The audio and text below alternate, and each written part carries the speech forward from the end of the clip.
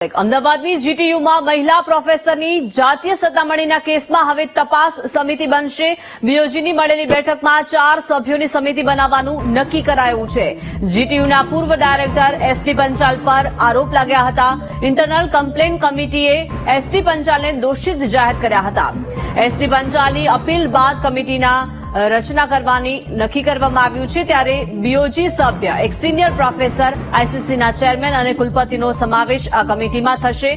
Committee આગામી સમયમાં સુનાવણી કરીને બીઓજીની બેઠકમાં જવાબ રજૂ કરશે.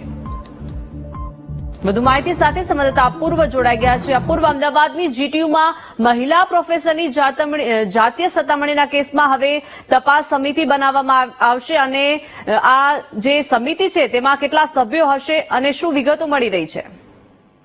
જી ચોક્કસથી જિજ્ઞાસા વાત કરીએ તો જીટીયુના સ્કૂલ ઓફ ઇજનેરી એન્ડ ટેકનોલોજીના પૂર્વ ડાયરેક્ટર એસડી પંચાલ પર જાતીય સતામણીના જે આરોપ છે તે જે જીટીયુના જ મહિલા એક અધ્યાપકે જે લગાવ્યા હતા તેનો 4 મહિના કરતા પણ વધુ સમય વીતી ગયો છે, છતાં પણ હજુ સુધી જે આરોપ લાગ્યા છે એસડી પંચાલ પર તેના સામે હજુ સુધી કોઈ પણ પ્રકારની કાર્યવાહી નથી થઈ. માત્ર ખાલી નોટિસ ફટકારીને ખુલાસો માંગવામાં જ આવ્યો છે.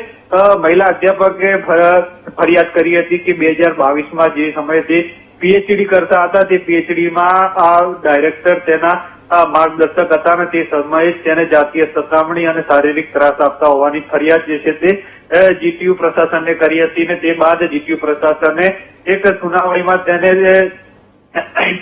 દોષિત પણ સાબિત કર્યા હતા, પરંતુ હજી સુધી કોઈ કાર્યવાહી નથી થઈ. જોકે ગઈકાલે જે બીઓજીની બેઠક મળી હતી તેમાં 4 સભ્યોની કમિટી બનાવવાનું જે છે તે હવે નક્કી થયું છે. એટલે કે ઇન્ટરનલ કમ્પ્લેન કમિટી દ્વારા જે એસડી પંચાલે દોષિત સાબિત કરવામાં આવ્યા હતા તે દોષિત સાબિત થયા બાદ એસડી પંચાલે અપીલ કરી હતી કે એપેલેટ કમિટીની રચના થાય ને તે બાદ જ એપેલેટ કમિટીની હવે રચના કરવામાં આવશે, જેમાં બીઓજીના સભ્ય હશે, એક સિનિયર પ્રોફેસર હશે, આઈસીસીના ચેરમેન હશે અને કુલપતિ હશે.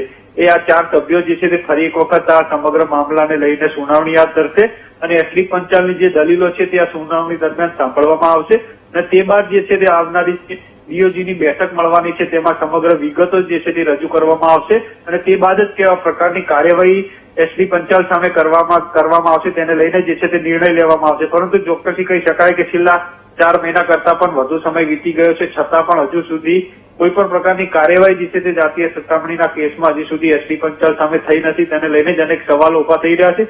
જોકે હવે કમિટીની રચના કરવામાં આવી છે. કમિટી કેવા પ્રકારની સુનાવણીમાં મુદ્દાઓ ટાંકે છે ને તે મુદ્દાઓ બાદ એસડી પંચાલ સામે કેવા પ્રકારની કાર્યવાહી કરશે તે જોવાનું રહેશે. પરંતુ મહત્વની વાત એ છે કે શિક્ષણ વિભાગમાં જ એટલે કે જીટીયુ જેવા મોટી શૈક્ષણિક સંસ્થા છે તેમાં જ આટલા મોટા પ્રોફેસર કે જે ડાયરેક્ટર રહી ચુક્યા છે તે આ રીતે જાતીય સતામણી કરે, એ પણ મહિલા અધ્યાપકોને જાતીય સતામણીને માનસિક ત્રાસ આપે, ચોક્કસથી ગંભીર ઘટના કહી શકાય. હવે કેવા પ્રકારની કાર્યવાહી જે છે તે કમિટી સુનાવણી બાદ લેશે અને બીઓજીની બેઠકમાં કેવા પ્રકારના નિર્ણય જે છે એસડી પંચાલ સામે લેવામાં આવશે તે જોવાનું રહેશે. જી આભાર અપૂર્વ વિગત સાથે જોડાયા તે બદલ.